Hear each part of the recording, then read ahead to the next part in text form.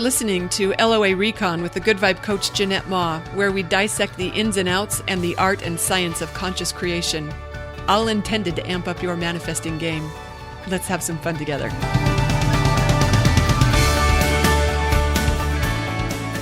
Hey, it's me again. Thanks for tuning in. I saw the puppies getting a little sleepy, and I thought this might be a good time to record something. It smells like wet dog in here like you cannot believe, because I was watering Sadie's favorite spot with the sprinkler, and she didn't want to leave it. She was going to wait it out. She changed her mind when I came back in, but yeah, it smells like wet dog in here. I actually like that smell. It might sound strange, but I do. So, I was thinking about how this morning I was doing something Abraham highly recommends, which is milking it. You know, when you've got a good thing going, they say, milk it, revel in it. Keep those good vibes flowing. So you know what that means for me if you've been listening to me lately. I was loving up on Harvey. I was watching him sleep, and I was talking to George about how cute he is. Actually, it was George that pointed out to me. I was working in the office, and he came in. He was being all quiet, and he motioned for me to come look. He had this big smile on his face, and he pointed at the couch. There's Harvey sleeping on the couch. He's so cute. He doesn't normally lay on the couch without us. I guess he's probably done it before, but it was adorable. I actually posted pictures on Facebook, but and I not just posted on Facebook. I took a bunch of pictures. I made George look at the pictures. I sent my mom pictures. I posted them at Good Vibe University. I mean, I was milking it, drawing out that vibration of love and appreciation and just reveling in how good it feels to love on this adorable, adorable puppy. And then I thought about what baby pictures I have from him, because he came from a pregnant foster dog that I was helping to foster, and she had puppies at my house. I posted pictures of that too when his mom was she went into labor on that very same couch. Anyway, so I had the puppies from literally day one, and you'd think I'd have like adorable baby pictures of him, right? Well, I started going through those old photos, wondering if I could tell which one he was, because when that litter was born, there were 8 of them, and there were really only 2 that stood out from the pack. In the very beginning, Otto, Jan named him on Facebook when she saw his picture. She named him Otto, and we kept it. I think his adoptive parents kept it too. Anyway, he had 2 front white feet and a white spot on his back, so you could tell Otto. And Penelope, she had a white tip on her tail, barely, you had to look close, but she had barely a little bit of white on her tail. But really, it wasn't until everyone started getting older that you could even start to tell these puppies apart.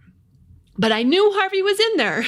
So I was looking through the pictures, and I was using the process of elimination to see if I could tell who Harvey was in any of these baby pictures when they were like brand new puppies. And I realized, man, I'd have been taking much better pictures had I known I was going to keep one of these puppies. If I'd had any idea how much I would come to love one of these puppies. I mean, I love all of them automatically. Hello, they're puppies. But I mean, had I known that one of these puppies would become such a central power for good and love and in my life, I would have taken more pictures. So I'm sorting through and I'm trying to find him, and I'm not sure that I can. And I realized how funny this was. I realized like I can't spot him in this photo, but this amazing being was right under my nose all along. This guy turns out to be just the biggest source of love and light and laughter in my life. He was there all along. I didn't know it early on. I didn't know it for a long time, but he was there the whole time. He was there. I was so certain that none of those puppies were mine. Some of you who fostered before know how this goes. Sometimes when you get a new foster, you can just tell right from day one that this one might be for me. That happened when I got Cher. This was back when Humane Society used to they would not adopt black cats around Halloween. And so they would put all their black cats out for foster, and they had a litter of black kittens. Oh, and I knew right from the beginning. And they were all black kittens. Hello, how adorable can they be? But there was one in particular that I knew. I looked at her like she was going to be mine, sure enough.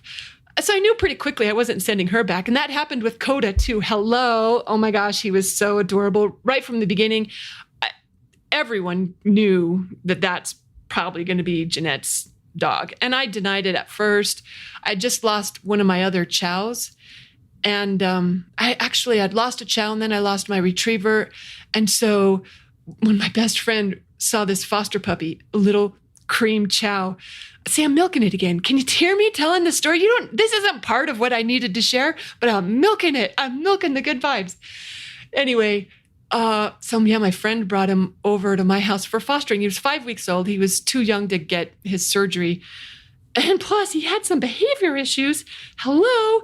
He was so adorable. People would hold him up and say right in front of their face, "Oh my gosh, he's so cute," they would say. And then he'd bite him right on the chin.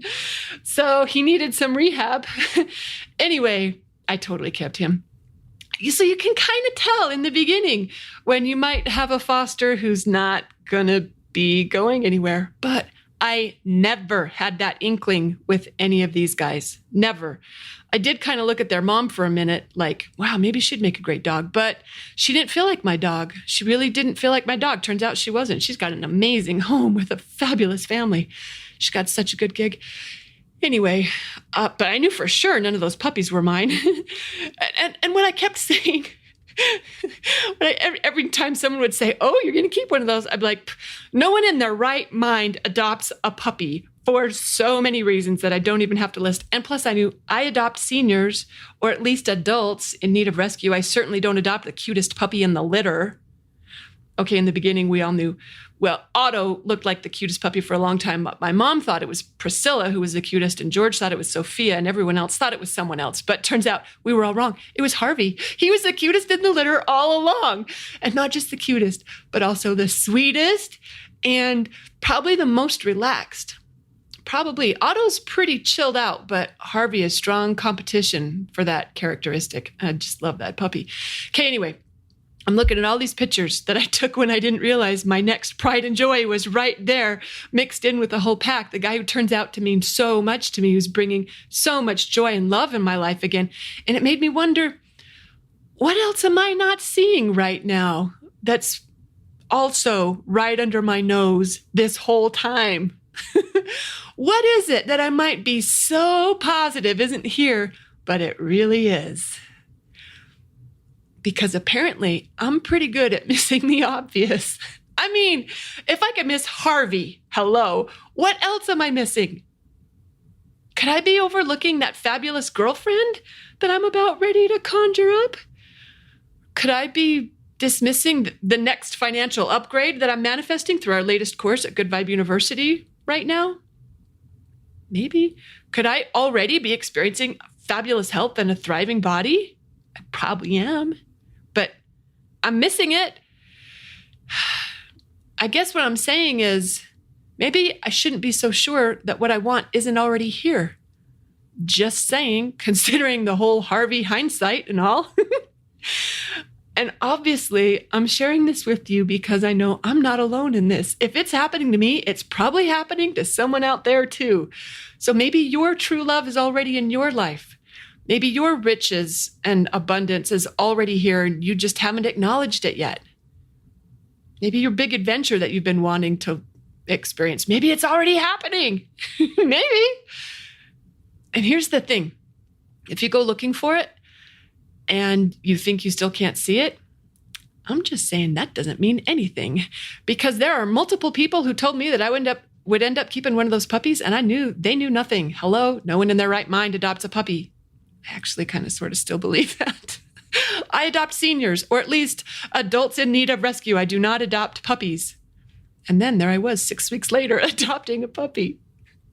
But not just any puppy, Harvey. I got Harvey. So I'm saying, if you go looking around in your life for that thing you've been wanting, that amazing lover or the big money or the beautiful body, whatever you think might not be here yet, well, I was looking right at Harvey and I didn't see him that whole time when I could have been taking all those super cute baby pictures. He got a lot of early attention too because he was the smallest. He was the teeniest of the pack, and we thought 8 puppies. And that mom was so skinny. Oh my gosh, she was malnourished. We were kind of worried that all the puppies were going to make it. So we kept a close eye on him to make sure that he always had, the way George talked about it, he always had a spot at the feeding station. So he never got pushed out of the way. Anyway, he's like He's almost the biggest of the litter. Oh my gosh, I can't stop talking about him. That's how much I love him. And can you believe he was here all along and I didn't know it? You know what? I love quoting Abraham when they say that every moment contains everything. It's all right there already. And what we experience of that is up to us. It's a matter of what we're focused on and how we're feeling. I don't know about you, but I think that's a cool thought. That right here and right now, my stuff is already manifested. It's just tucked in some corner or drawer that I haven't thought to look yet. And yes, maybe Abraham was talking about emotions more than stuff, since it's always the feeling that we're after. But I actually think it applies to both. So that's my thought to share with you today. And for the record, I'm not saying that I know for sure that your cool thing is already here. I'm not saying that. In fact, what I'm saying is, let's just not be so sure that it isn't. The cool thing is that just entertaining that thought, the thought's like, could it be here? Did I miss it? Did it already arrive? Just entertaining that thought makes it easier for us to see what will seem so obvious to us in hindsight, that we wonder how we could have ever missed it. When it's something as amazing as Harvey. All right, I'll go finish reveling to myself. I hope you enjoyed some of these good vibes. I know I did. Thanks for listening and happy manifesting, everyone.